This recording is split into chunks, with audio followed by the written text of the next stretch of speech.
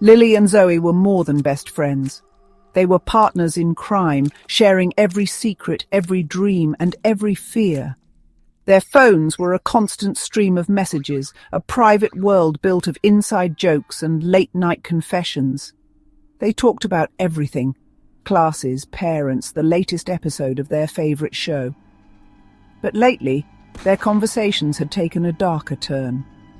Zoe had been dating Brad for 6 months, and the initial excitement had faded into a quiet, unsettling worry. Lily could feel it in the way Zoe's texts became shorter, more hesitant. The usual stream of happy emojis was replaced by long pauses and cryptic one-word answers that left Lily staring at her screen, a knot of anxiety tightening in her stomach. One Tuesday night, Zoe's messages became urgent. "You won't believe what I saw," she typed, her words appearing on Lily's screen in rapid succession. "Brad and his friends. They're hiding something. Something big." Lily's fingers hovered over her keyboard, a cold dread washing over her. She knew Brad's friends, a tight-knit group of jocks who always seemed to be whispering in the hallways, their laughter a little too loud, a little too forced. Zoe explained that she had overheard them talking near the old bleachers, their voices low and serious. She couldn't make out all the words, but she heard phrases like, "Get rid of it," and "No one can ever know." She promised Lily she would find out more. Lily tried to talk her out of it. She advised Zoe to stay away from Brad and his friends, to let it go. But Zoe was stubborn. She was fiercely loyal and hated the idea that Brad was keeping something from her. "I have to know," she texted back, her final message of the night. "Don't worry, Lil. I'll be careful. I'll tell you everything tomorrow." Lily didn't sleep well that night. She kept rereading their conversation, each word feeling heavier than the last. She had a terrible feeling, a premonition that something was about to go horribly wrong. Tomorrow, she thought, felt like a lifetime away, a promise that might never arrive. The next day at school, Zoe's usual spot by the lockers was empty. Lily sent a text. No reply. She called.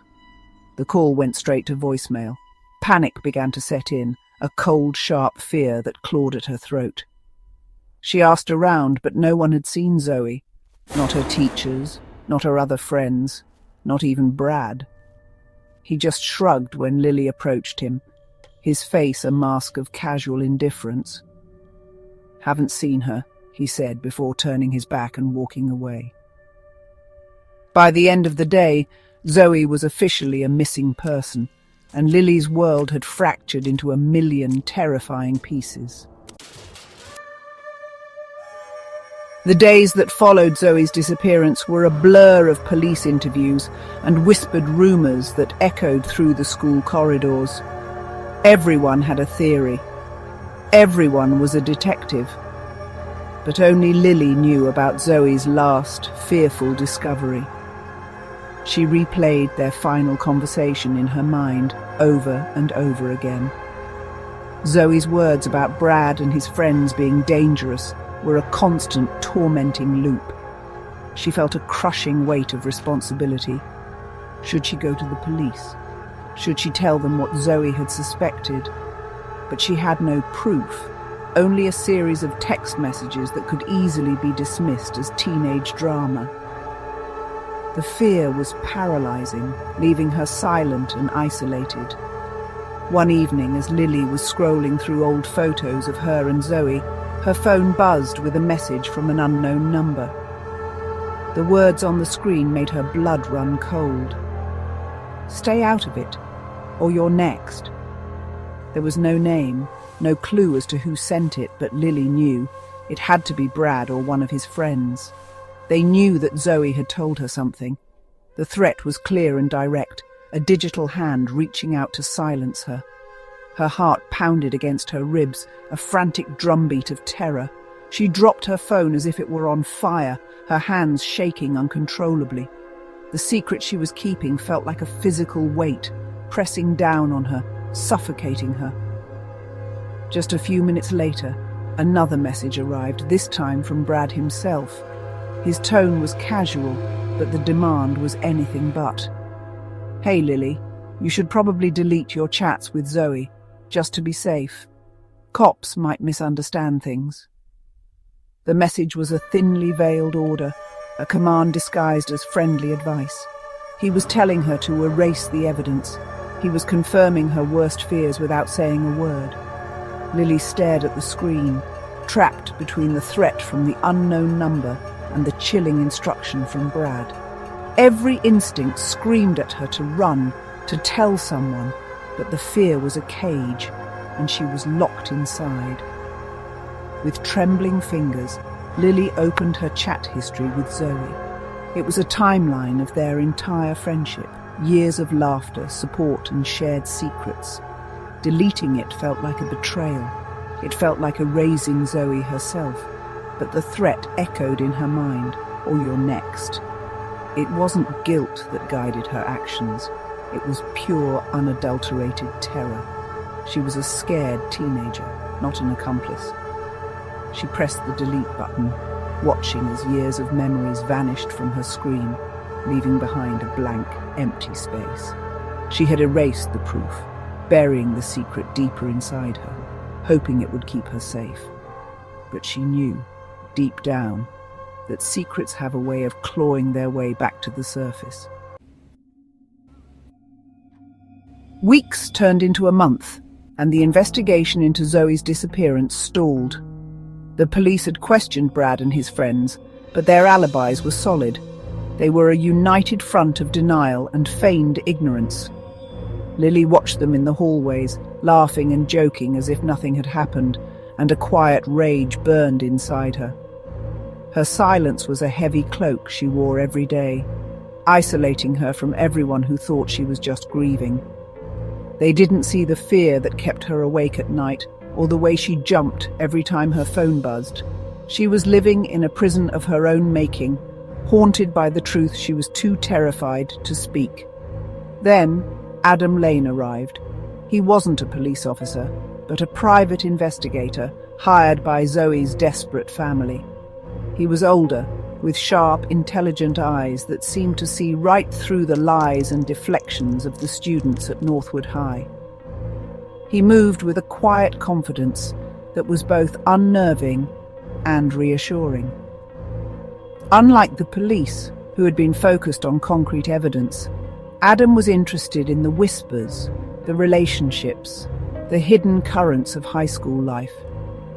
He started asking questions that no one else had, digging beneath the surface of the official story, and soon his attention turned to Lily. Adam found Lily in the library, a place she now used as a refuge. He didn't approach her with accusations. Instead, he spoke with a calm empathy that chipped away at the walls she had built around herself. "I know you were Zoe's best friend, Lily," he began, his voice gentle. "And I know that best friends tell each other everything. I think you know more than you're telling." He didn't push or threaten. He simply sat with her, his patient gaze inviting her to share the burden she'd been carrying alone for so long. He made her feel for the first time since Zoe vanished that telling the truth might be safer than keeping it secret. Lily's resolve finally crumbled.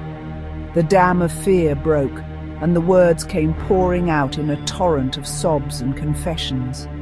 She told him everything. She told him about Zoe's suspicions, about the conversation she'd overheard near the bleachers, and about the dangerous secret she believed Brad and his friends were hiding. She confessed to receiving the threatening message, and to Brad's chilling order to delete her chat history. As she spoke, the weight on her chest began to lift. She wasn't a traitor for deleting the messages. She was a victim, silenced by fear. Adam listened intently, his expression hardening with each new detail, piecing together the chilling puzzle.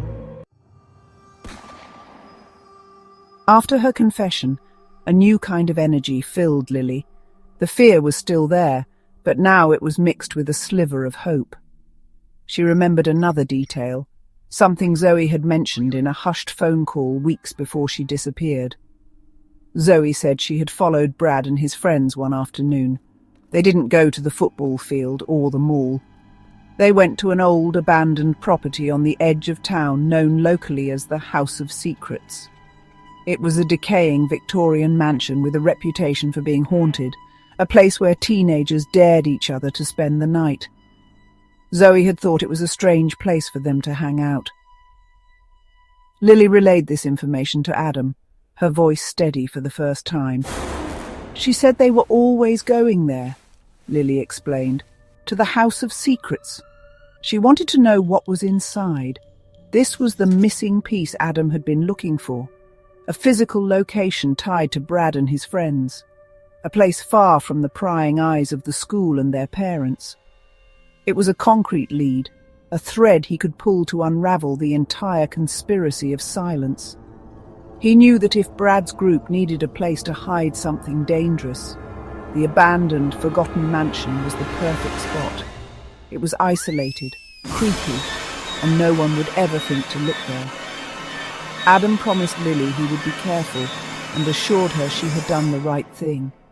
He told her to stay home and lock her doors, reinforcing the very real danger that still lingered. As dusk began to settle over the town, casting long, eerie shadows, Adam drove toward the old mansion. The House of Secrets stood on a hill, a dark silhouette against the bleeding colours of the sunset. Its windows were like vacant eyes, its structure groaning under the weight of time and neglect. Adam felt a chill run down his spine. This was the kind of place where secrets went to die, or to wait patiently for someone to uncover them. He parked his car down the road and approached the house on foot, his senses on high alert. The air was thick with tension, the silence of the surrounding woods broken only by the crunch of his footsteps on dry leaves. He knew he was walking into a trap, or at the very least, a place where the truth was buried under layers of dust and deceit. As he scanned the decaying facade, he noticed a faint flicker of light in one of the upstairs windows. He wasn't alone. Someone was inside the House of Secrets, and from the shadows of a nearby tree, another figure watched him approach, their presence a silent, menacing promise of what was to come.